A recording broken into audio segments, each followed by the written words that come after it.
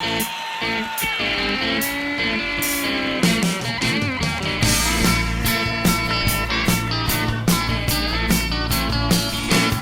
I could tell the things that I've been shown, I'd tell of mountains I've seen, the giants I have known.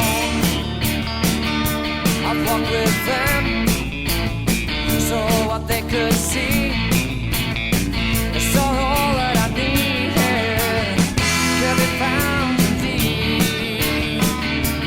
'Cause on giant shoulders, the whole world seems a different place to me. On those mighty shoulders I once saw, and how they learned to see. Yes, on those giant shoulders I know all that I am called to be. On giant shoulders I set my banner to fly. And welcome once again to episode 4 of the Book Distillery. It's me, Henry Viner Brooks, and this week we are discussing with the Blue Collar Scholars Books That Matter.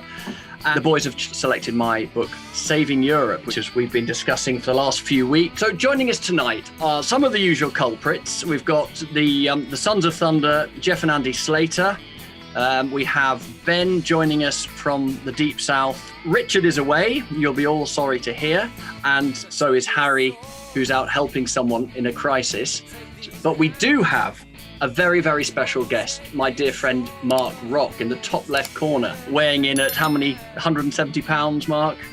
Yeah, Rocky. Yeah. It's Rocky from Leeds. So Mark Rock was originally trained as a teacher at Bath University, he has an MPhil and PGCE. Mark now works as a storyteller, entertaining many audiences across the globe with his down-to-earth spirituality. He's debated atheists on Premier Christian Radio. He's appeared on Channel 4, the BBC World Service, and the Australian ABC network. His latest book, The Spy, the Rat, and the Bed of Nails, links below, is a must for anyone who feels that they are the Mr. Bean, or the Mrs. Bean, of personal evangelism. Mark has taught philosophy and RE for many years and is now director of Reality Bites in Leeds, UK. He's married to Anne, a psychotherapist who works with asylum seekers, who has 2 adult children and 1 foster son, himself an asylum seeker from Eritrea. In other words, Rocky is a geezer what talks a good talk about Jesus and walks a good Jesus walk. So, Book Distillery members, please give a very warm welcome to our friend and guest, Mark Rowe. We are launching into chapter 4 of the book tonight. And Jeff, did you want to give a summary of chapter 4? Yeah, sure. So, summary of chapter 4 then. It's talking about Christian expansion in Ireland and a little bit of background to Columbanus. So we're looking at how people from warrior tribes were joining monastic communities, how monastic communities came to exist in the first place in Ireland, and then looking at sort of what's needed to transmit culture. You need an element of stability. What's the cost of culture? How does that kind of get transmitted from one generation to the next? Does it need thousands of cows, or do you just erase bits and then try and remember what you can? Then the importance of education as well, and actually how free education was available in Ireland in the early Middle Ages. Who knew? And people would travel from all over Europe to get it from there. And then moving on from there, looking at how a lot of old classical literature got destroyed. It wasn't destroyed because the church tried to. It was just through historical accident, through lots of wars and mobs and very sad happenings that we lost a lot of literature, but we've managed to maintain what we have, largely because of the influence of medieval Irish people. And then the end of the chapter is a little bit of writing of Henry's time in Ireland, which was a beautiful description, I thought, Henry. It made me want to go. Yeah. Well, we had Alex O'Hara on a few weeks ago, and yeah, he and I camped on a very stormy night, and that's kind of like described in the last chapter. It was a dark and stormy night. It was a dark and stormy, yeah. We had some Bushmills whiskey I got it from Bushmills on the way. I didn't realise there on the Antrim coast. And so he and I sat out by the fire, and the children were toasting marshmallows, and then it put down enough rain that night. It just held off the rain. And it put like a month's rain down overnight. And it was trying to drive back to the ferry the next day across up Northern Ireland was something else. It was like apocalyptic. So that's good. I mean, there's a lot here, and there's a lot here for people who are interested in culture transmission, the preservation of a rich culture, and there's no one I know who's thought about it more probably than you, Mark. So I'd just be absolutely fascinated to find out, Stu, as a pedagogist. Absolutely. I wanted to ask you about your comment about Charlemagne and writing. Just tell me a bit more about your thoughts about Charlemagne and writing. I found that interesting. That he never mastered it, did he? I think he slept with something under his bed, but he never. You see, this is one of the kind of things that goes. It's a kind of Burkean assumption that it's a lot harder to get something back once you've lost it, and so we're quite a bit in the chapters tentatively going around at how was literary culture lost and to what extent, because some of the sources are prone to exaggeration. Some scholars, even quite sensible ones, are prone to exaggeration. So it had to be gone into. So yeah, Charlemagne never managed to get hold of it, and yet of course he saw himself as the King David of the kind of new Christendom. Yeah, that's interesting. Our lovely Alcuin of York, from just up the road from Mark, who was his kind of court philosopher, who developed the Carolingian minuscule actually down at Martin's monastery. So yeah, what sparked your interest in that, Mark? Well, it's just it's going back a bit to a conversation I had with various people like Richard Russell about Alfred the Great, really, and about some of the issues there. Obviously, this is later, it's the 800s, isn't it? Yeah. But it's the fact that what I was very touched by was when Wessex was being invaded by the Vikings, Alfred had this real passion for people. He really cared about the people living in his kingdom. He wanted them to be educated. He had a passion for education. But he was really concerned to protect his people from the kind of Viking onslaughts. So for me, to put it very simply, the Vikings had a very, very pagan worldview, whereas Alfred's worldview is, it's complex because it is Christian, but it's also got Greek elements in it. But without a shadow of a doubt, Alfred was, in my opinion, he was one of the greatest kings we've ever had. When you just compare him to, William the Conqueror, who was a monster as far as I can see, Henry VIII. There was something about Alfred that was full of wisdom. And interesting. Full of, yeah, his cult, his cult grew in the 19th century as well. Okay, I'd love to hear about that. People really look back to Alfred.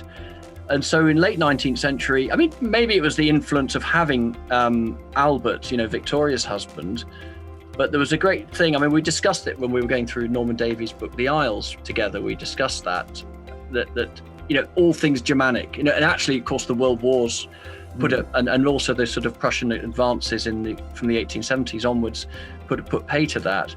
But I'd be interested to hear someone like Geoffrey. Geoffrey's keen out. He would have, if he'd had his way. If we'd had our way, boys, let's face it, we would all go and wear tweed jackets and go to Oxford and do Anglo-Saxon, wouldn't we not? I mean, who wouldn't? This is pretty accurate. Recite Beowulf in the Eagle and Child. yeah, absolutely. That's how it starts. Yeah, no, absolutely. I love that whole period. There's a statue of Alfred the Great actually in the town just down the road from where Andrew and I grew up. As teenagers, after we moved from living near Henry, we moved down to Oxfordshire. And Wantage is the town where Alfred the Great was born. And there's a big statue of him there in the town square, and that was put up in the 19th century.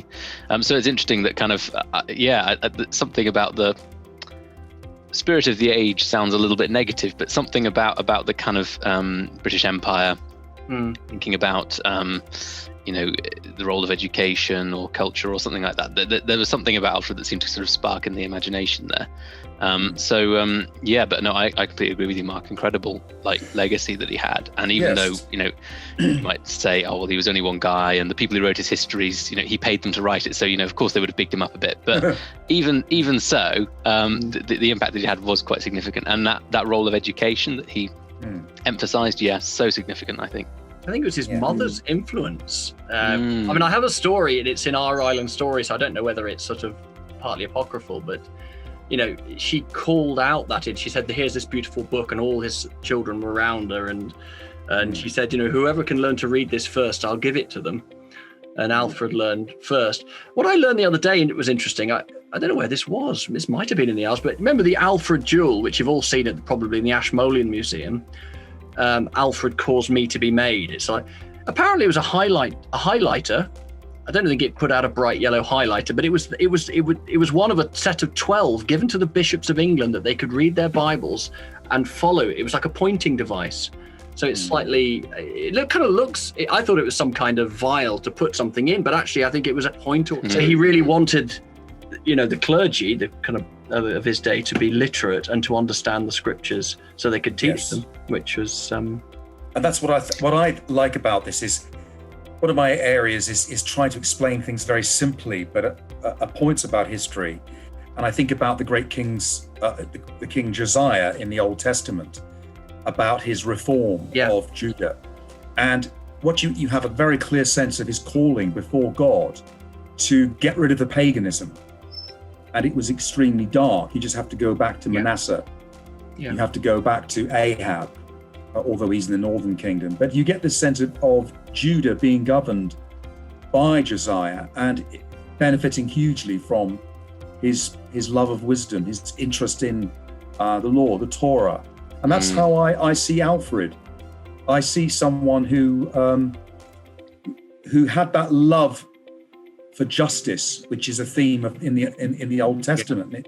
And he had this love for people, and it's his love for people that led him to his concern for what you've just been talking about, Henry, that you want the clergy to be educated. As you were saying there, Mark, that sort of Josiah, what would you call it, the Josian revolution, or whatever you refer to it as, that came about because of him finding an ancient book, or one of the priests finding the ancient book of the law in the temple, right? So that's a really nice kind of echo of this, actually, isn't it? Because in this chapter, Henry writes a lot about did the libraries die out? Were they closed, never to open again? Thankfully not. But if actually all it takes is one priest dusting a cupboard to find a scroll, actually it does really show that kind of closeness to which losing something can come. So really interesting. I have a point. Okay, Ben has a point. Then please, Well, one of the themes I think comes out quite strongly, probably more in the second chapter that we're going to cover today, is this idea of prophetic destiny, where you mentioned in the second chapter with Churchill talking to a school friend who pretty much articulates the role that he eventually ends up playing in the Great War and later. Same for Schumann, this kind of sense of for such a time of this and preparation, and Columbine as well. And I heard someone once say on Josiah, who kind of wittily commented, he's like, Josiah finds these old scrolls and then goes through the land and completely changes everything and burns down idols and basically takes anything that he sees that this isn't something that this isn't in accordance with the way that God created this earth, and tears it down.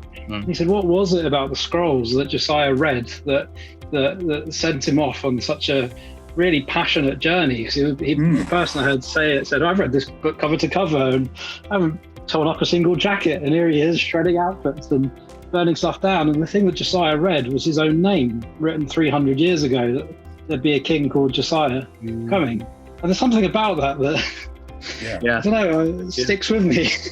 Especially relevant today, as just one of the points I put down. I agree. I think it's a very moving narrative, isn't it? I love studying the Book of Kings, and I often find that going from Manasseh to Ammon, his son, and then to Josiah, and then into Josiah's sons, is very moving to read that. But you're right, it is this idea of a leader who is concerned about his society, his culture. It's not a privatized faith. And of course, Jeremiah speaks very highly of Josiah, and there's that very moving passage where he says, what does it mean to know me? And he says it means to care for the poor, to love justice, not to be concerned about palaces. And he then is contrasted with the sons of Josiah, who were a very sad lot. Yeah. And I think that's what I like about what you're writing about here, Henry, is people who have a passion for education, but it's because they have a passion for God and for people. Yeah. In the book of Acts, in the book of Acts, when Paul is dragged before Festus and Felix, I think, with the wives, they came in all their pomp. The word in the Greek is fantasia. They came in all their fantasy. And he could have used any word, Luke, when he was describing that scene, but essentially it's the vacuity of and the brevity of earthly pomp. So let's riff on that a little bit, because I can actually segue, which is a modern phrase that the young people use, segue back into the chapter, is because if we're talking about the way that God can use individuals, as we'll see Schumann or Columbanus, people want to change. We've looked at Alfred, Charlemagne, with a very mixed legacy, and Gregory the Great wanted great reforms, but he was not able to achieve by fiat, by diktat, what Benedict actually did. And because we're talking about the monastic legacy, and I think it's right to talk about, because this chapter does talk about it, and Mark's very good on this, is the mixed legacy that in a sense of the Greek influence through the Desert Fathers that actually comes, so they don't, Ireland doesn't get Roman, in a sense, the gentle Roman pessimism of cultural decay, which is infecting late antiquity. They just get the gospel, but they also get some of the Greek monastic influence, which essentially is Platonic. So I was just wondering if anyone picked that up and whether they were interested in that. And so I'll just leave that open. So we're kind of coming back in now to Irish monasticism and the monastic revolution generally, which was actually these social networks that saved the West. So something I found really interesting in this chapter, and I think we might have talked about it in a previous episode, but we've certainly talked about it in our other chats, is the influence of outside Europe on Europe. I don't know if it's because we tend to be quite sort of pleased with ourselves that we think, oh yes, no, our Greek and our Roman background and all the rest of it, but actually the amount of influence that we've had from places like Egypt or Mesopotamia or various other places, kind of Middle East, Africa, that have actually come in from the outside, so monastic movements and so on. I don't know if it's all an entirely positive influence, but it's just interesting that that has come through to quite a big extent. That was something that kind of jumped out to me. One of the things I did want to raise as something that needs discussing is the legacy of Augustine, because one of my areas is very much Platonism, and I've studied Aristotle and Plato and Plotinus, and I'm very interested in how these kind of Greek philosophies influence people. Now, you mentioned, Jeff, Augustine obviously is from North Africa. And I think it is important to have a sense of the early Augustine and how he's different from the later Augustine. And I think that the early Augustine is much more influenced by Platonism when he said, I desire God and the soul, nothing else, nothing whatsoever. And the obvious problem, if you know your Bible, is where has the creation gone? I used this in a sermon recently to highlight the fact that form of Platonism was very, very hostile to the idea of the creation being a good thing. And so I think you've got to really know your Plato to understand what was going on. Now, it is true that Augustine, towards the end of his life, wrote a book called Retractions, and he had a much more positive view of the creation and the resurrection of the body. But still, the legacy of the Platonism in Augustine had a very big impact upon medieval thinking and upon monasticism. So I think that is worth discussing. Yeah, just go on then, boys. I try to be as, I just say, this is it, this is the way it is. They probably had, Athanasius' Life of Antony, one of the Desert Fathers. They probably had that pretty early on, and it came to influence. It's so funny, it's strange because the gospel comes to a culture and they have this terribly energetic warrior aristocracy. These young men particularly it's how it's received, this is to do with language and culture. They imbibed that and they ran with the ascetic side, and they really went with it, to the severity of a monastic rule was like the grading of how good it was. They would talk about the severity of the rule. It was a rule for complete. It was the SAS. What would do for the Royal Engineers wouldn't do for the SAS. They would, and partly it's because they weren't persecuted as well. So this white martyrdom, the green martyrdom, going off for long periods to your cell. And there are some appalling examples of things in the Middle East. I know lots of them. But yes. For me, it's a bit of tension here. That's all. That's what I'm saying. Yeah. But then we're never quite speaking from a position of settled strength ourselves. So, no. We haven't done a tenth of what they managed to achieve. So, no, and I think it's a very, in terms of making it simple for people, I do think a very William Tyndale, although I know he's a lot later, one of his points that he said is you can serve God full time as a cobbler. And this was something he wrote about in his books. And this was greeted very badly by some Roman Catholic theologians, because they believed it was only the priest or the monk who had a vocation. So I do think one of the things we've got to wrestle with is the impact of Platonism upon people's understanding of calling. Interesting. I was reading recently Os Guinness's book, The Call, and he talks about that kind of division there between either overemphasizing the spiritual, what he calls, I think, the Catholic distortion.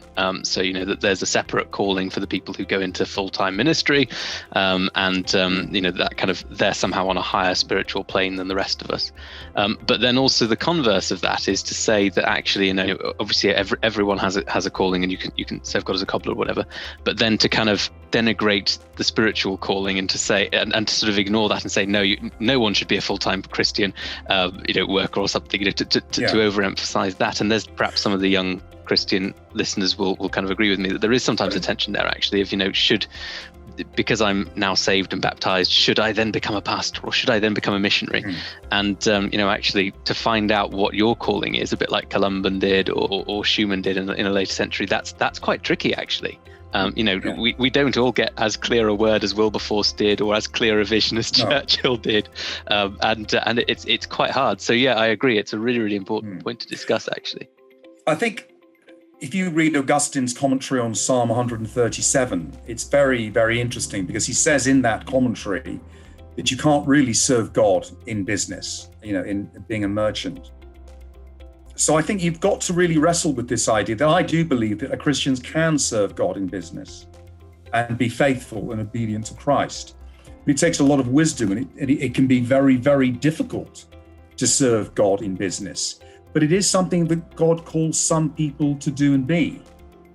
But I totally take your point. At the same time, you can get people who overreact to that, and they almost start to denigrate the missionaries. I believe there are some great missionaries, particularly I've studied missionaries going to cannibal countries, and the courage of these missionaries is unbelievable. So I think what we've got to do is to affirm the different callings, but also not throw the baby out with the bathwater. Yeah, totally. Absolutely. That would be a point I would make. But I do think we do have to have some understanding of what was going wrong with Greek philosophy. And that's really interesting. And if I can make a few comments about that, it might be of help to you, because I think if you study, I'm not saying you should, but if you study Aristotle's The Nicomachean Ethics, you get, which I've taught students, you get a very clear sense in that book that Aristotle is saying the only people who really are living a good life are philosophers. And he says this incredibly clearly at the end of the Nicomachean Ethics, where he says, only people who are using their minds, and only the philosopher has a happy, contented life. Okay? And then I do think we need to be aware in the medieval period, there were contemporaries of Aquinas who said, if you're not studying philosophy, you are sinful. Your life is inferior. And there was a philosopher called Boethius of Dacia, Boethius of Denmark, who said, I am an Aristotelian, right? And for me, the highest calling is that of a philosopher. And if you're not a philosopher, you're really wasting your life. You're sinning. So I do think we have to be aware of that legacy, which I don't think is helpful or biblical at all. Yeah, because the Bible, So I'm just saying, I know Jeffrey noted down below that I think in the book he was reading, it was sort of called did he call it the Catholic error? I mean, I think that's as prevalent in Protestant churches as, a two-tier system. And do we just call it dualism? Do we call it that? Platonic dualism, Mark? What's the correct expression, technically? Well, I think what it is, and this is where I hope we can talk a bit about philosophy, because I do think we have to have a way of discerning when you're overplaying an aspect of the creation. Yeah. And when you're underplaying it. Okay. Yeah. And so obviously, if you read Aristotle, as a Christian, it shocks me that he's saying, to put it simply, if you're clever, you have value. But if you don't have any value, if you don't have a rationality, you are worthless. And this then echoes in Peter Singer, who says, toddlers, we're not really sure if toddlers have validity as human beings, because are they engaged in thinking? So this divinizing of rationality has been a huge problem in the history of Christianity, which is not to deny the importance of thinking and the importance of having a discussion and using our minds is different from, as it were, absolutizing. That's the only way I can put it. Yes. The rational aspect. Fetishizing, you could say. For those listening outside, in our last podcast with Dr. Richard Russell, we kind of got to the bit where we said that rationalism as an ism, in a sense, has led to its failure in the modern world. Modernity's failure has led to postmodernism and some of the problems that bedevil us now. So segueing back to the text. Sorry. No, that's fine. This because it's so foundational, and we all agree it is. So here you have a young man coming from a pagan background. Do you want to, Andy and Jeff? Do you want to chip in, because it may relate more to what we've just been talking about? Then I'll segue back into Columbanus's training under Synod, because essentially that's a biblical training, which is obviously the most helpful thing to give a teenager. Andy, Ben. A few things. I'll delve into Mark's point first. As a thought I've been toying around with is, like, even in Greek culture, the fact that it wasn't a democratic society fundamentally, or at least not for every woman and child. It came up in my dissertation about liberty, about if liberty is not liberty for all, I reject it with both hands, or whatever quote I'm horribly butchering by. For this idea that that's well and good, and this is where your point about having an understanding that creation is good or creation is valuable above and beyond kind of the soul and the pursuit of God, in that our interaction with what is here and manifestly observable to all of us is good, is the fact that then you have to cater for other people and their experience of the world and the conditions that are bringing about or allowing people to pursue what you're articulating as the highest aims, I suppose. So that's one thought about Greek culture and how today it'd be, our common term would be privilege, or you're entitled to say that. It's very easy to say that when you're standing there. And the chances are that the reason that you're standing there in a position to be able to philosophize and think and be unburdened by some of the practicalities of Earth is, if not be it just sheer luck and having wealthy parents, perhaps something far more drastic in that there's an underclass enslaved. And those things are hard to tie together as a philosophy. I'll let Mark respond before I make the second point. Well, I think that's a brilliant point you're making there, because although Aristotle did not believe in reincarnation, Plato did. And studying Plato's views on reincarnation, in my view, is extremely helpful for understanding worldviews. Because at the end of one of his dialogues, the Timaeus, you get a wonderful summary of Plato's worldview, which says, our souls are immortal, they belong in heaven. And the earth is really dismissed as something very inferior. And then he says, if a man does not lead the life of reason, he will be reincarnated as a woman. And if the woman does not lead the right life of reason, she will be reincarnated as a fish. And it's a brilliant summary of that Platonic worldview. But it's coming back to your point about reincarnation. If you are a slave in that view, you jolly well deserve it. Because your soul has done something in a previous life, which means that your karma determines you to be a slave. Now, for various reasons, which I haven't got time to go into, Aristotle's view of the soul meant that he did not believe in reincarnation, but he still held on to that fundamental idea that if you're not rational, you are not of much worth. And I think the Bible affirms us in all our in our rich humanity, and it goes back to the doctrine of this is my world, it's my beloved creation. So I think we've got to really make sense of how this theme of the wonderfully good creation God has made that's gone horribly wrong, but in and through Jesus Christ, God is redeeming his broken world. How does that narrative sit with Greek philosophy? Well, here's the thing too, and it's a bit of a philosophical cheap shot that I'll throw in here before dragging us back to the text, which is, I think, especially reading from a modern context, one, there's a very easy point to make about those points made by Aristotle and Plato, which is the one made of today, which is like, oh, it's easy for you to say.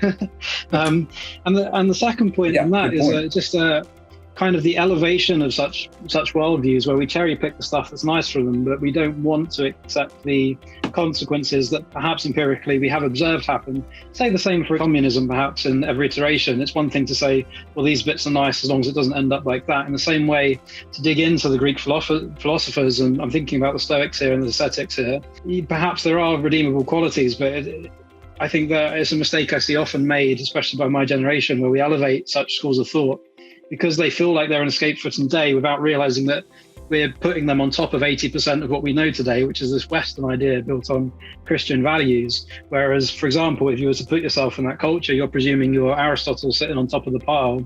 Yeah, 30,000 slaves down Orion mines. There's one slave for every person down those mines in Athens. So, well, it's just another point where we're talking about Columbine and Schumann as well, tying these two together, where this Columbine spends time studying as a monk separate from society, and Schumann weighs it up and has these conversations with a close friend about how he should spend his time. We've touched on it a bit today as well. And I think there's a beautiful point that you make and include in here, Henry, which is, says Augustine, we ought not want to live ahead of time with only the saints and the righteous. And there's this idea of I phrased it as it's quite an easy way out. I think there's an escape in philosophy that doesn't have to meet the practicalities of the day, and there's an escape in monasticism that doesn't have to engage with the thoughts of the day. And I think there's great value in them too, but I think it's for any of us that grew up in kind of classic evangelical churches or Christian churches in the UK, it's like, you all know the kind of how lovely it is to be around people that think the same as you do, that act the same as you do, that were raised in the same way that you do. At a festival, it's extremely pleasant and I really enjoy it, and truly do, but it's easy, and I can think many things and none of them have to be tested. I can have theologies on life and none of them have to be tested, and especially when faced with loss, and especially when faced with relationship with other people, with my creator. Those are dynamic and testing and things that aren't easy or plain sailing in any way, shape or form, and shouldn't be. And I think that it's nice in a way to show the two sides of Augustine. This is page 144 going into 145.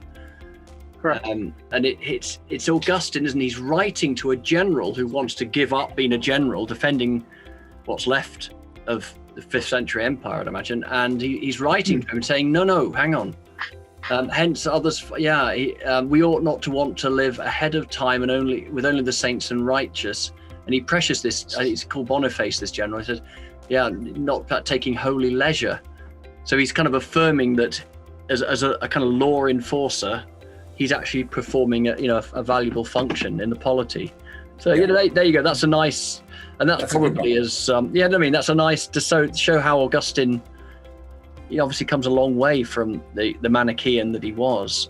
Of course, he does. Yeah. So, Andy, go on, Andy. Look, you're looking so kind of like in a golden aura there, where you've got to speak from the heights of Ambleside to us. On that whole Platonic thing, just it took me quite a while to realise, Mark, how much, as we were saying, the Platonic idea of the spiritual being almost the good, that the spiritual has purer, better, what we're aiming for, sort of thing, and how that has influenced Christian thought to a great extent. That has struck me over the past couple of years. Yes, very because it came up in our discussions yesterday, or last discussion, last episode, about sort of the future as Christianity, as the Bible puts it, a new heavens and a new earth, and looking forward to a future with Christ coming and returning. And in the scriptures, it is all talking about the earth being good. God made a good earth. The physical, the practical things. He made human beings, physical objects. You can touch one hand to the other and it's a physical thing. So the physical is very much a good thing. And working in the physical realm in the Bible is a good thing. God made Adam a gardener. He made him a practical, active person. Noah, who built boats, or at least he did for several hundred years in the preparation for a flood. Yeah, he did. Very good. David was a shepherd. They all had practical, physical jobs, and they were rewarded and encouraged in those. So this idea of this stepping back and just being purely rational and only thinking, though there is a use for that, actually, that use and that thoughtfulness should be used to do good, to be practical in the world. So this whole chapter on asceticism and stepping back from the world and going into your little box, and therefore kind of holier than thou, becoming as holy as I can be, but is it going to influence anyone? Is it going to touch the world? So it struck me, and remind me which one it was, that they kept having to move him, and the page kept mentioning he had to move him. He was in his little cave. This is Kevin of Glendalough. You can see that like a morgue shelf. I mean, there is a bit of a tension, and it turns out that they did, like Kevin's Glendalough became a formidable training centre for like agricultural innovation and an education and missionary setting. So I'm aware that time is rushing on. Do you want to carry on a little bit on Ireland, and then we can whip straight into World War II? And I think a little bit longer on chapter 4 would be good. I love this whole conversation about like practical Christianity and what God's called us to beyond just meditating in our caves. I'm studying business, and I'm glad to know that I can be doing that. But there's an element, isn't there? When everyone was talking, I was just thinking, well, someone's got to do the washing up. Yes. There's Paul, who, if anyone in the Bible was to be a thinker, it was probably Paul. He was a tent maker for a bit. So, there's definitely precedent for it. But one other point that I wanted to flag up, Henry, actually, was a nice little piece that you mentioned in here, where you were talking about the similarity between the ancient Irish church, the medieval Irish church, and modern African Pentecostal churches in Europe.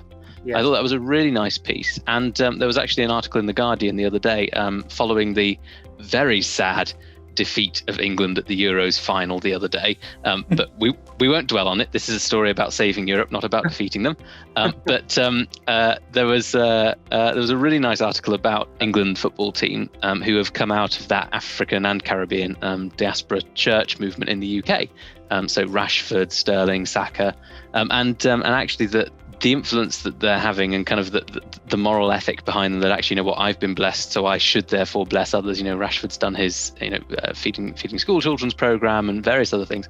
That kind of practical Christianity comes out of one that isn't so wrapped up in the kind of higher criticism and all these other things. Again, that's kind of another positive influence from outside Europe to be coming in.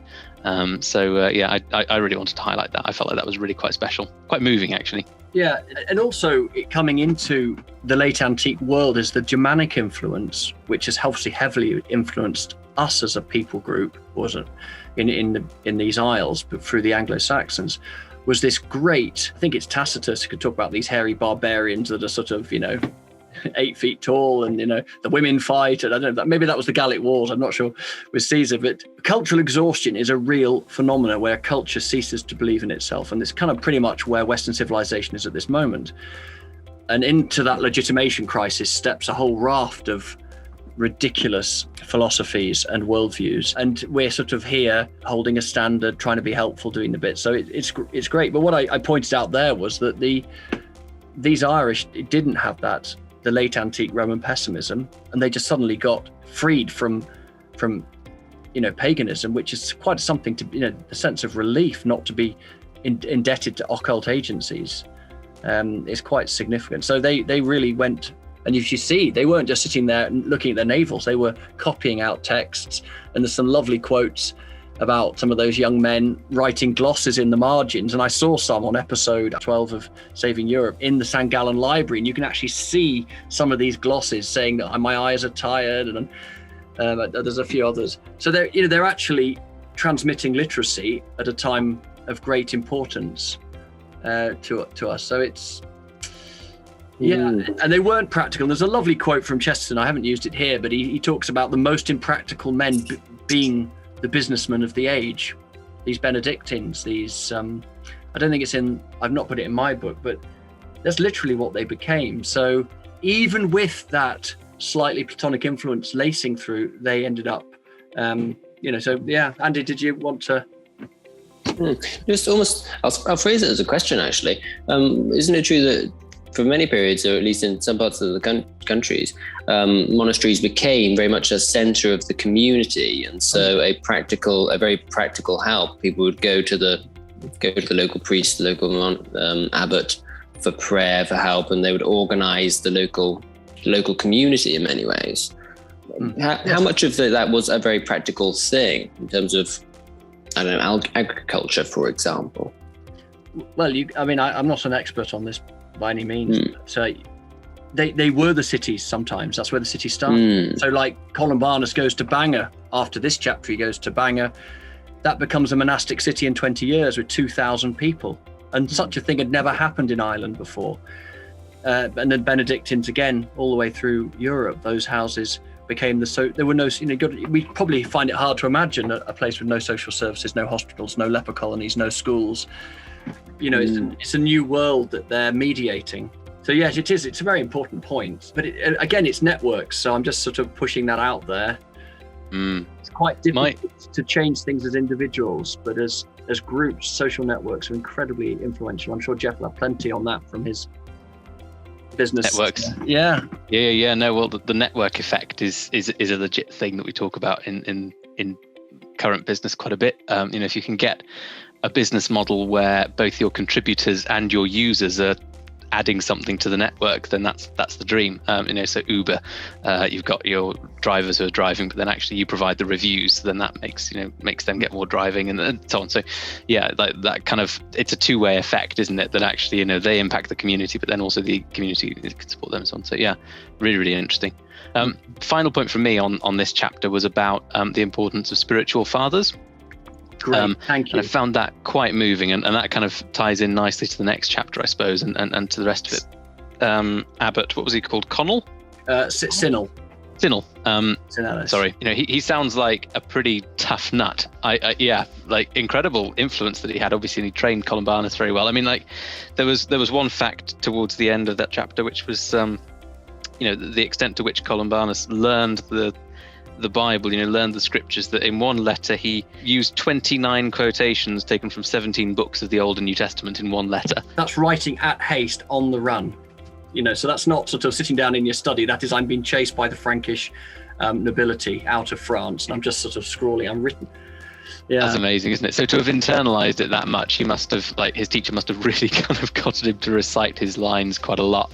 But despite kind of what I imagine might have been quite a tough sort of spiritual training, actually, the impact that it had is quite significant, and that Columbanus would then dedicate his life to carry on that training to his disciples and launch that forward. It's really quite something, I think. I'm sure many of us could kind of point to people who've been kind of spiritual older brothers and sisters and have had big influences on us, but fatherhood, mentorship is massive. There's been a massive, and you'd expect this to happen in a culture which is losing its confidence. I was just thinking about the Rogerian, Carl Rogers sort of forms of help. I mean, Mark's wife Anne would tell us more about this if she were there, but it was very much more about being a reflective listener, and that affected theology, funnily enough, and seminaries, how you deal with people. People generally want what some people have called a Yoda on your shoulder. It's the kind of the wise counselor who knows and is confident to transmit, let's say in our case, manhood to other men. And of course, Columbanus got it. When you were talking about perhaps the harshness, I was just remembering with a smile what Dr. Johnson said about the guy in Lichfield who trained him in Latin. And he sounded like a complete monster. But Johnson rather laconically said, yeah, well, he got the way, he used to basically beat the Greek into them. And it worked. He said. The phrase my father used from like the mid 20th century was that the Latin was driven into them through the seat of learning. Which of course we don't condone in this no, not at all. Only learn it if you really want to and it moves you. You were talking about kind of educational methods there, Henry, and learning through example and the importance of mentors and stuff. And I'm just wondering if Mark, from his educational background, had any insight on this monastic abbot figure. What from your educator perspective, what are your kind of thoughts on that? Well, I think the whole thing of, if you just take seriously the idea of being a disciple, we want to disciple people. We want to nurture people to have wisdom, to have insight, and to have knowledge, and as also to have love, to want to reach out to people. So I've been very influenced by the idea that there are many aspects to discipleship, just as there are many aspects to a human being.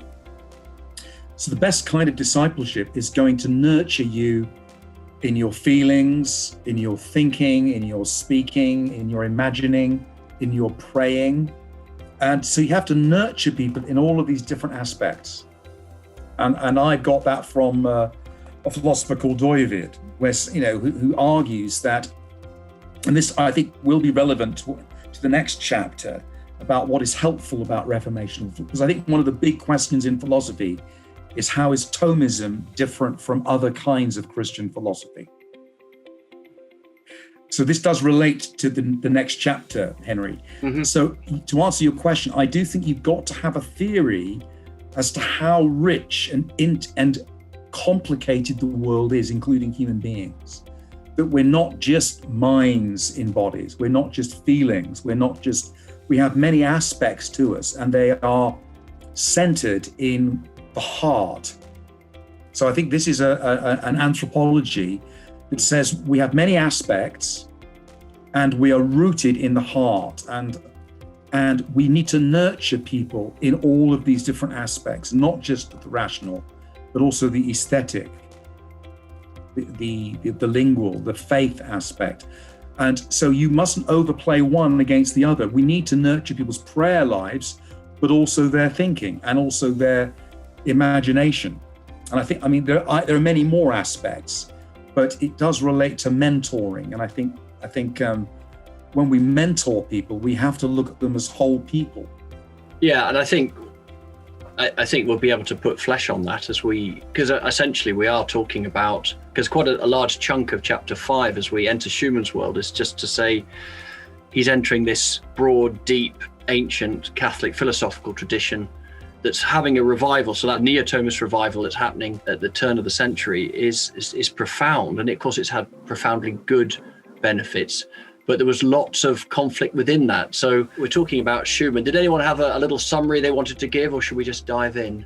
Well, I usually summarize the things that stuck out to me in selfish fashion, because what comes across in chapter 5 is that we're reading throughout this book these stories of these two blokes, one from the 5th century, 6th century, and one at the turn of the 19th century and early 20th century. And here at the start, we get this dig into the makeup of this young man who was Robert Schumann, digging into his life story, digging into his character. I mean, the things that struck out to me is he's an applaudable fellow with this appetite for learning, but with his character and a seriousness that understands the gravity of his calling, for one phrase, but also the fact that there's something significant that he needs to bring to this earth, and all these things that he's involved in are important, and he accepts things like books given to him by his mother, and grows up with a really healthy family, but sees tragedy and then lives through this time where fractured nations and Europe's on the brink of fallout, whilst feeling some sort of allegiance to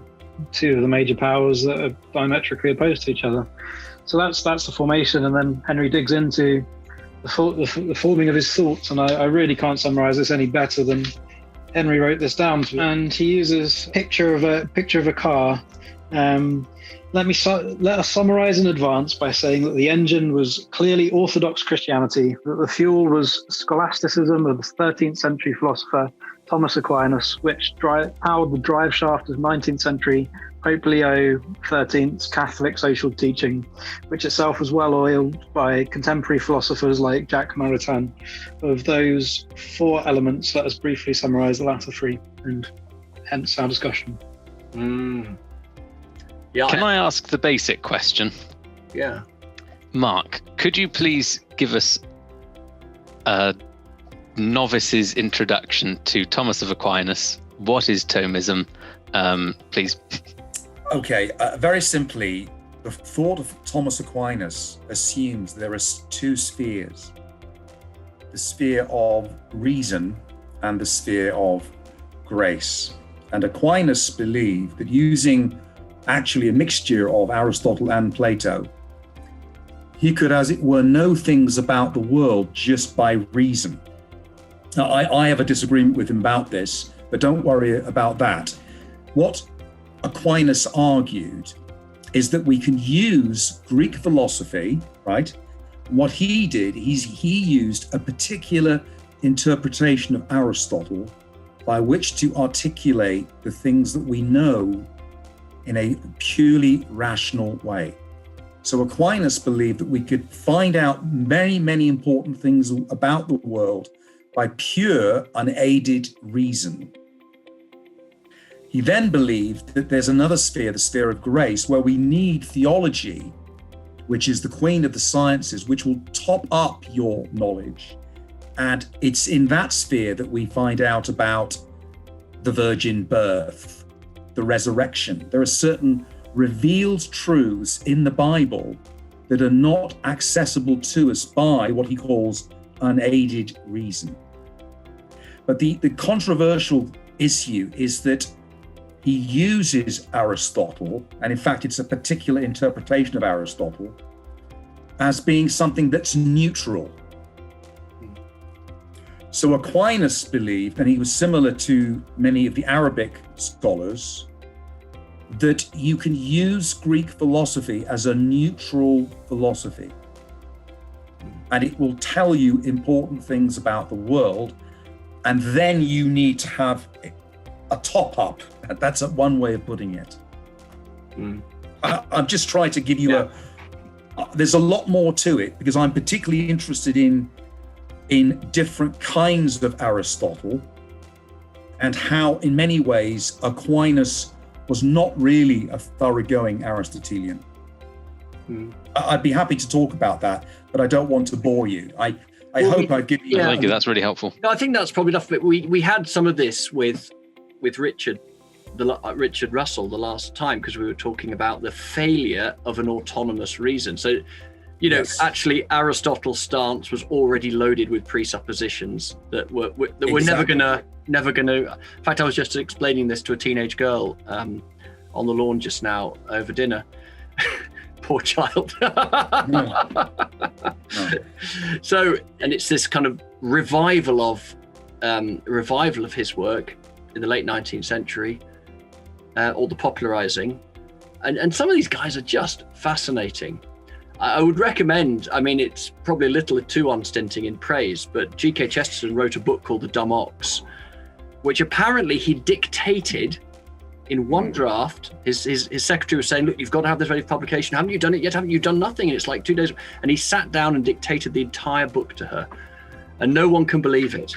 So it's a really interesting book, because of course Chesterton's turn of phrase is just extraordinary anyway. But that won't be a scholarly work. That'll just be a popular, interesting work. No. What about these guys, some of these guys that receive it? Did you like reading about Jacques Maritain, Jacques and Racer? Just extraordinary lives. And she seemed incredible. Yeah, I thought it was very good. I really liked what you said about Jacques Maritain. I think it's very moving, particularly the suicide pact, when he was confronted with a very secular, materialist, positivist worldview. He felt this despair, and I thought that was very moving, that he was actually going to commit suicide with his wife. I found that very moving. And then they began to find out more about Roman Catholicism, and it's very moving. I thought that was very good, Henry. Yeah. So just to recap for those listening, this is a pair. They're at the Sorbonne, I think, in Paris, and they realise that we need, if we cannot live meaningfully in this world, if this, if atheism is logical positivism, whatever, and this is something very similar that's happening to around, like Chesterton was in exactly the same position. He was almost suicidal, because he needed meaning and he needed to find a way out, but he wasn't. But they made a pact, and which is a lot, which is amazing. What's interesting, of course, is, and I only learned this recently, was that our guest, our esteemed guest Mark, was living in France at the time, and Mark's conversion is not a standard Christian conversion, but actually from reading French atheists like the Marquis de Sade. So, Mark, did you want to just sort of, talk about conversions? Very much. It was reading the Marquis de Sade. Somebody, when I lived in France for 6 months, he told me about the Marquis de Sade, and I read him, and it's very brutal kind of materialism, and it is very dark, and it really makes you ask questions about the meaning of life. So yes, I think there is something there that's very important to understand about. We can seek God because we see something in the alternatives that is very, very dark.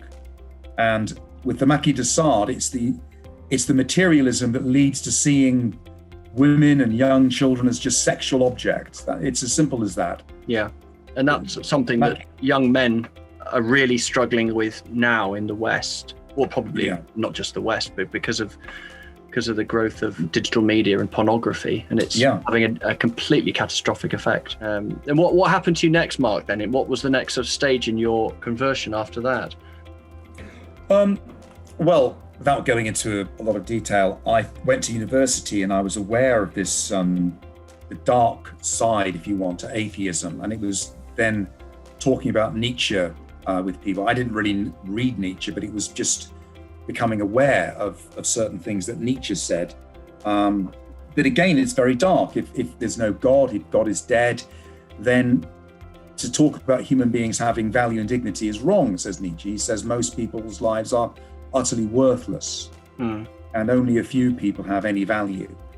And I think that is exactly what Nietzsche says, and that's extremely disturbing to think about that. So I think we can come to Christ through what philosophers call deconstruction. We start to look at these other views, and they are very disturbing. So I think that was a way in which I was being prepared for, experiences. I did have experiences of God, and I think I was prepared by becoming aware that if you are following Nietzsche or following some of the Hobbes or Hume, it is dark. And Henry knows that I explained this through the story of the Columbine killers, who effectively were teaching what David Hume said. If it isn't maths and it isn't physics, then it's rubbish. And that's very dark. So I think sometimes in mission we need to help people to see how dark secularism can be, and that definitely. So what Maritain went through really struck a chord with me, Henry. No, I thought it moved me very much that there were people of such serious moral seriousness. And something George MacDonald said was there's something more profound. I think he was talking about someone like Mark Twain maybe, but also Shelley. He said there's something more profound in some men's doubts than the faith of some Christians, MacDonald said. And I love this quote on page 136 about this from Dostoevsky, Alyosha in The Brothers Karamazov. He says, convinced, as soon as Dostoevsky's character Alyosha, this is the idealistic young son, was convinced of the existence of God and immortality, he instinctively said to himself, I want to live for immortality. I will accept no compromise. And that was kind of Maritain. And of course, he had a very profound effect on people like Schumann, but also, as a drafter of the UN Declaration of Human Rights. And so you've got Schumann growing up, boys. Schumann growing up, quiet suburb, an only child, bookish, sincere. Can we talk a little bit about the loss of his parents? Well, yes, all right, go on. I mean, is that more? What were you going to? Well, I mean, Schumann's parents. Schumann's parents. We talked about his father last time, didn't we? And his mother dies in this chapter. She dies at the end of this chapter. Yeah. One of those tragic accidents. She steps off a coach at a wedding, falls backwards, hits her head on a curb, and he is absolutely, bereft because, of course, it's his, it's his soul. He hasn't got siblings. He's a young man, university age, and it rocks him to the point. And this was very much key to what we've been discussing. He's thinking, I'm going to join a monastery. It was always in his heart, and this wanting to serve God in a way. And you'll see all the way through his career, the most tender, what's the word I'm looking for? He doubts himself, even at one of the most crucial points. And actually, it's a Protestant evangelist at that point, Frank Bookman, who actually says, and he says, I know the step I should take, he says to him at this dinner. And it's about approaching the Germans over reconciliation. And he said, I don't know what I can do. And he says, what does your heart tell you? He says, I know what my heart tells me, but in a sense, what God's telling me. And he said, I would, do what God says. Under God, he said, that's what you should do. And he does it. And of course, it's affected all of us. But he has this very humble kind of doubt in himself. And it's here. And it's his friend Henry Esbach who encourages him. And they call it in Catholic terminology to be, the apostolate of the laity, to be sent to serve a godly vocation in a secular. Not that there is any divide in our minds between sacred and secular. It's all sacred in a way. But also, just I want to put this in so you looking out for it. Henry Esbach turns up again. I think he fights in the German trenches in World War I, Henry does, but he's also there during World War II. He's the one who hands Schumann the dossier before his great escape out of the Rhineland. Henry Esbach, I hope someone's thinking about doing a biography for him, because he's obviously one of those Barnabas people who was central to another man's, story. So another Patroclus perhaps for Achilles. Quite significant, yeah. So what I was thinking, sorry Ben, I'll just wrap up my thought. What I was thinking was, we were talking about spiritual fathers in the previous chapter, and then the loss of his earthly fathers. There's a verse in one of the Psalms, I forget which one, where it talks about, if my father and mother forsake me, then the Lord will lift me up. And obviously his parents didn't forsake him, they died sadly. But there's this sense that actually, perhaps this retreats to his books. He becomes kind of, very much in his studies and so on. That maybe actually, that kind of tragedy, God used it in we've got to tread carefully with those kind of words, haven't we? But that kind of focus then onto his study and academic grounding, then prepared him for the great work of his life later on. Obviously very, very sad to lose both his parents so young, but the Lord knew. That's kind of what I think is really what I wanted to drive. Yeah, that's right. I wanted to just jump in on this.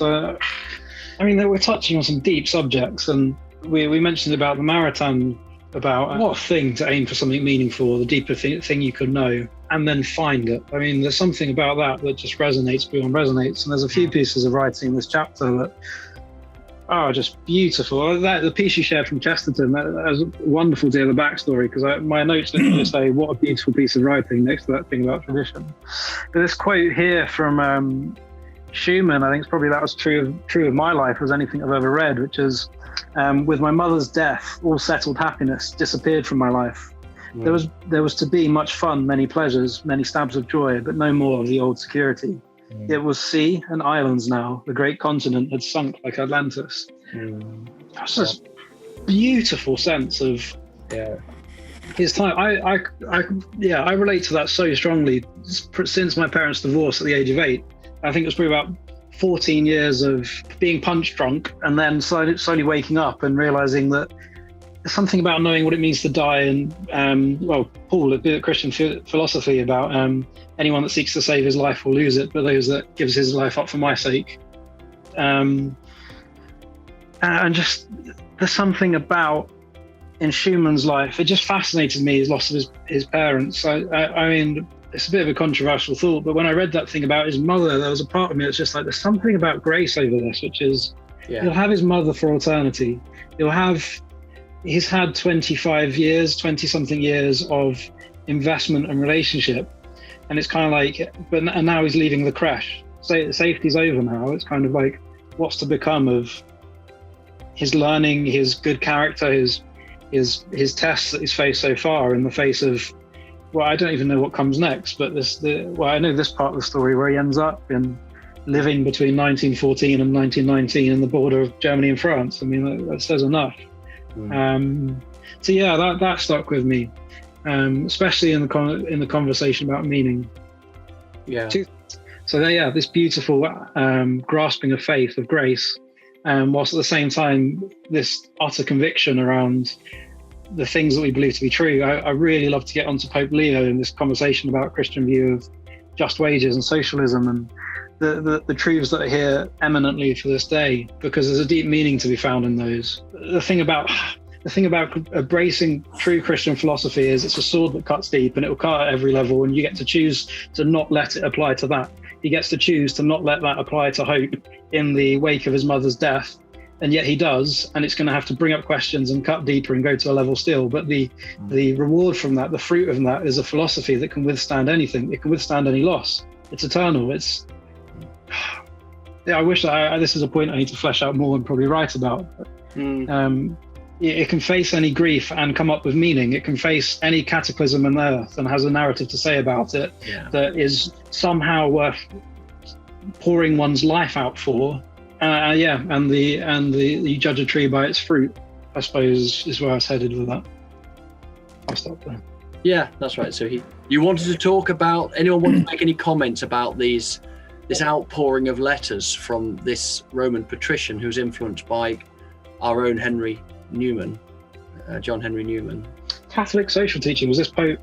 Yeah, this is your stuff on Pope Leo's. Him taking a gun holding out two guns, one at a kind of rapacious capitalism, and then the other at socialism. Making enemies both sides in a way, but holding a line that proved to be very fruitful. Was anyone behind that? I'll say 3 points that fascinated me. We're treading this balance between, as you say, this capitalism and socialism, but also he says a phrase that sticks with me, which is I believe it's Christian and biblical for just wages, that a man should be able to enjoy the fruit of his labor effectively. However, there's this private burden to then redistribute anything above propriety and necessity. I just thought, well, that's an antidote to today.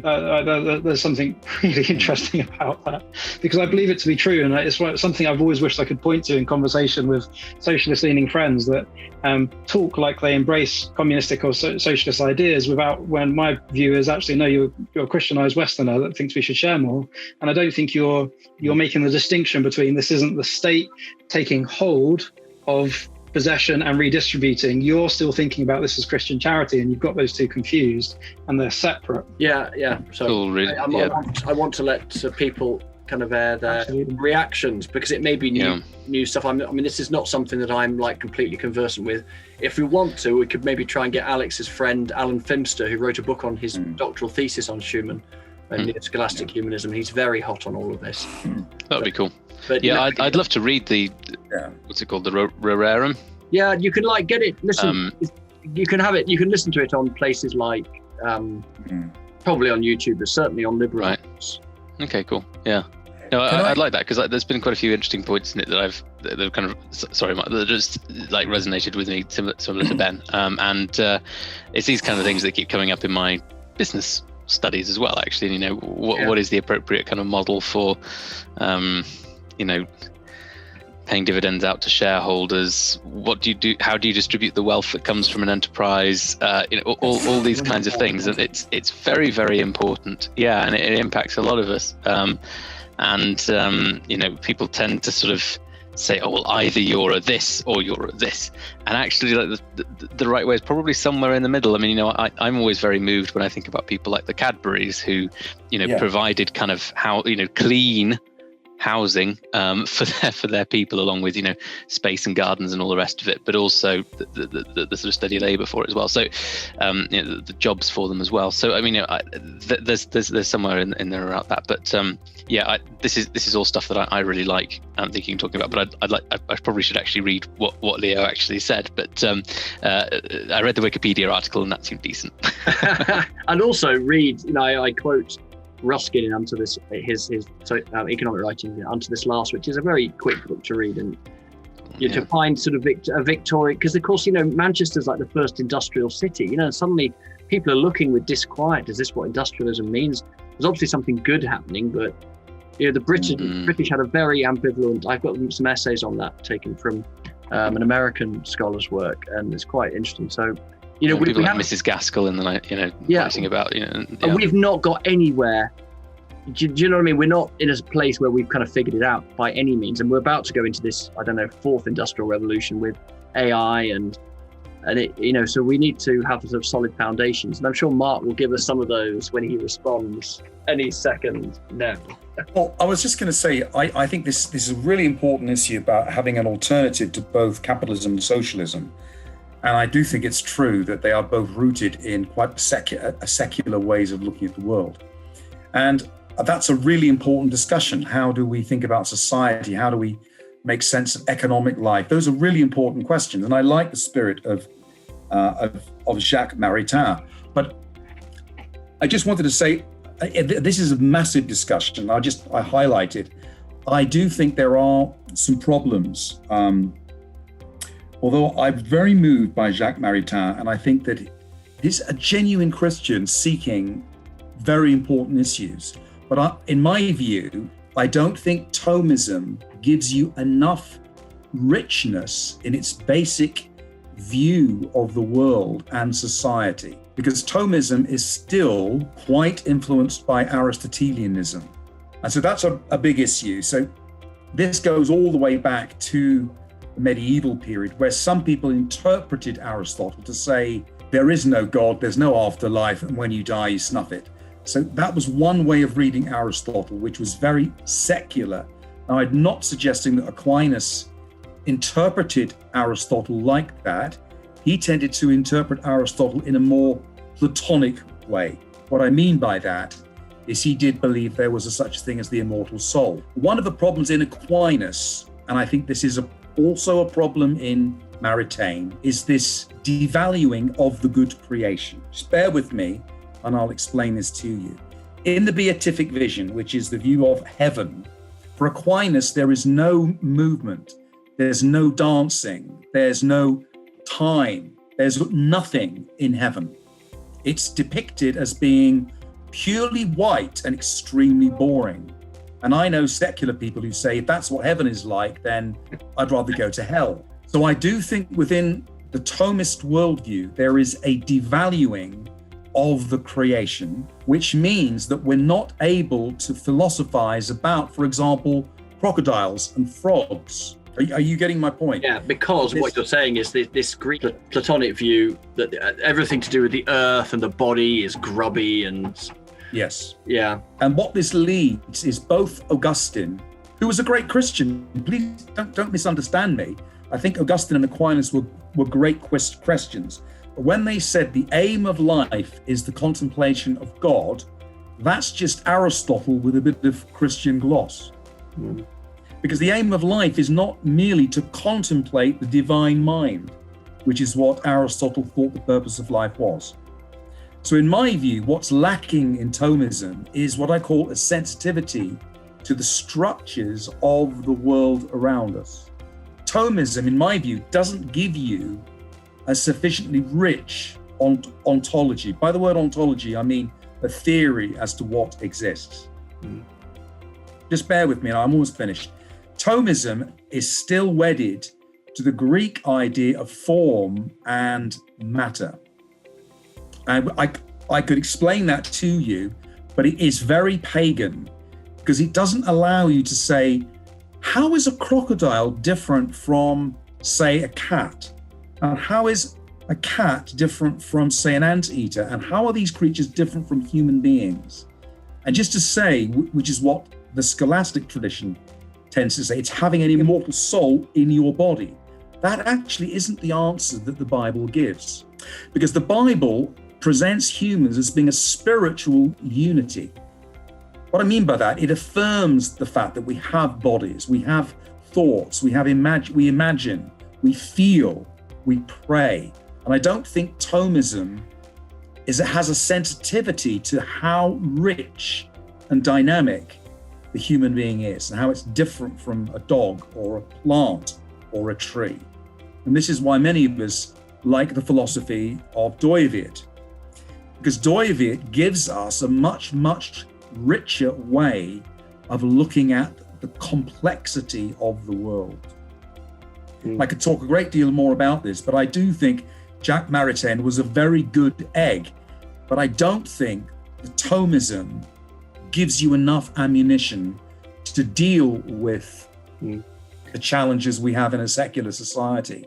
Yeah, because it's partly, in a sense, partly contaminated at source with Greek Platonic dualism. I mean, actually, we talked about Doivit last week and the critique. I mean, anyone wanted to come back up? Just a little point on Mark's point there, and this might not be relevant, so feel free to cut it out. But while you were speaking there, Mark, about kind of discerning almost, actually, the difference between a cat and an anteater, or a human and a dog, or all these kinds of things. I'm reminded of a word which I think is it might be in Ezekiel, I'm not sure, but they shall teach my people, they shall teach my people the difference between the holy and profane, between the unclean and the clean. There's something actually about the kind of the worldview that God offers, which is that actually things are different from each other.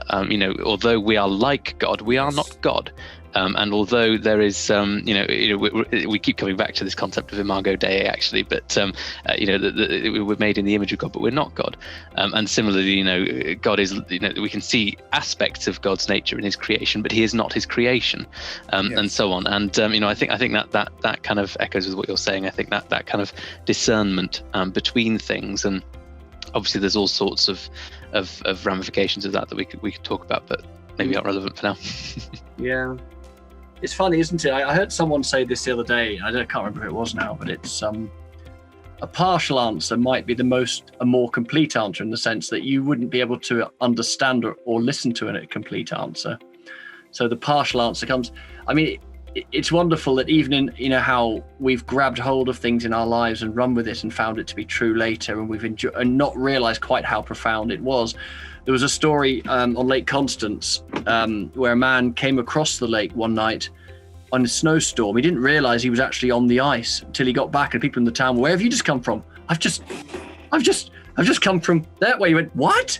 And he didn't realize the danger he'd been in. And when he realized the danger in retrospect, he collapsed. And here we've got these people in the 19th century, or going into we're in the early 20th century now, aren't we? We're into World War I, and they're finding levers to, a bit like the Romantics responding in the Enlightenment, little levers that weren't big enough to get them out of the vortex. And here are people with other levers, going back into, Christian philosophy, semi-Christian philosophy, however you'd like to put it. And, it was enough to actually help to do some good at a time when, some Christian groups were very internal and pietistic and even not doing anything. Just on that point of some Christian groups being more used in that sort of situation than others, it is a real difficulty that many have found in different contexts, especially difficult contexts, how to react and how to act and how to be in whatever the world is, whether it's a pandemic, whether that's the most recent situation, or back in the 1600s with the Black Plague or whenever. It is a real challenge to decide how to be heavenly minded, but also of an earthly use. Absolutely. And there was I think you brought it up probably in the previous chapter, discussing that, and how much actually the more heavenly minded, the more they thought about heaven and thought about God and God's love, and the fact that in the Bible God is put out as the creator of the world. Therefore, if you love God, you're going to care about His creation and take care of it and the people around you. It is paradoxical, but it is important that it is true. It's just what happens. And it's amazing how, there's some people that are so ignorant, they almost make it a virtue never to change their mind on any subject. I've just read a long work, scholarly work, on the early Reformations, the 100 years before Luther, starting with Wycliffe. And I was amazed at how he changed and grew as a theologian. He's already a successful Oxford Don, but he's changing all the time, recovering doctrines that you wouldn't bat an eyelid to think of. Well, of course, obviously, but for him, he was recovering it slowly. And of course, he's bequeathed it to you. It is something. And in the men of Issachar, who knew what to do in the days of Deborah and Barak, to know what to do in the hour, to be sensitive to the spirit, to know whether you should be in politics or writing books about rats and James Bond, or, you know, it's a lovely thing to know that you're being led by the Holy Spirit. If you're open to that, your whole life could be completely transformed and turned inside out. But you know, that's Was it 1 Thessalonians, 2 Thessalonians 5? Test everything, test all things, hold on to, hold fast, hold strongly to what is good. If it's true, and actually you test it and try it out and think, yeah, this holds water. Stick to it, keep it. Go on, Jim. It was just a nugget that popped into my head, is that we Christians probably ought to be the most ready to change our minds, because repentance is kind of the precursor to faith, isn't it? Yeah. So. Okay, any sort of last comments about, I mean, it's a very complex living as the borders change around you in the wars. You know, he's obviously in Metz, falls into German hands, and then it goes back into French. It's in German hands and it's gone back after World War I into French hands. We've already talked about this quite a lot, but like, I think it's quite important to see kind of the context that he's come into. So we talked about this a lot in the previous chapter, but there's a line in page 145 where it's talking about the climate that he's growing up in, where this vigorous Catholic intellectual renewal was underway, and advice been received. And in previous generations, he might have just become a priest, but now things were different. Now it was possible to be a saint in a suit. Saints in suits. I like that phrase. So you know, that kind of you know, that none of us are in kind of vacuum chambers, are we? But actually, you know, all these other influences and philosophies and things going on, that they do have kind of, you know, that perhaps they prepare the ground for us to step into whatever our calling is for that time. You know, such a time as this. I just thought that was quite nice and important. Yeah, and if anyone listening wants to think more deeply about working in the world and having a kind of Christian vision for work, then they should maybe, you know, visit Mark's website, the Think Faith Network, look at his Reality Bites blog posts, because it's something that we've got to work at, because we slip back into dualistic thinking very quickly. And Schumann actually is politicized by the treatment of people in the town as the border changes in Metz and the French start to get their own back on the German residents or people that have moved in. You know, that's something that actually he sheds his frontiersman's indifference. Molding. Yeah. Well, that's a wonderful place to leave it. In the next time we'll see Schumann, actually, he's going to be bombarded. He's sent with 22 deputies in 1919 to Paris. And it's something that the French had waited for 50 years to have Metz back, to have Lorraine back, you know, and of course World War I helped him achieve that. But of course, it was like he was a fish out of water, as we'll see in Paris. People didn't know what to make of him, and yet, of course, he was going to be one of have one of the most profound influences on Europe. So that's next time. I do thank you all very much. For those listening, we record these late at night when the internet's cheaper. No, we just, because we always did at 9 o'clock. It was a kind of thing because we get our families to bed. Some of us who had families, and that was the idea. So we do thank Mark very much for giving his time. And we do, because we've kind of covered a bit of Plato the time before. Now we've covered quite a lot of Aristotle, which has been good, and Aquinas and Thomist thought. So guys, thanks very much. And for those of you who are listening, please, if you're finding this content helpful, do subscribe to the channel. Hit the like key. It's the only way the algorithm knows that it wasn't all complete tosh. So thank you for watching. Do put any comments you have in the comment section, and we will endeavour to answer the flood of them. And of course, you can pick up Mark's work at the links below, and also connect with Mark on the Think Faith Network in Leeds and at events that they host there, including a great one this Friday night, conversation with Jonathan Chaplin and Mr. Skillen.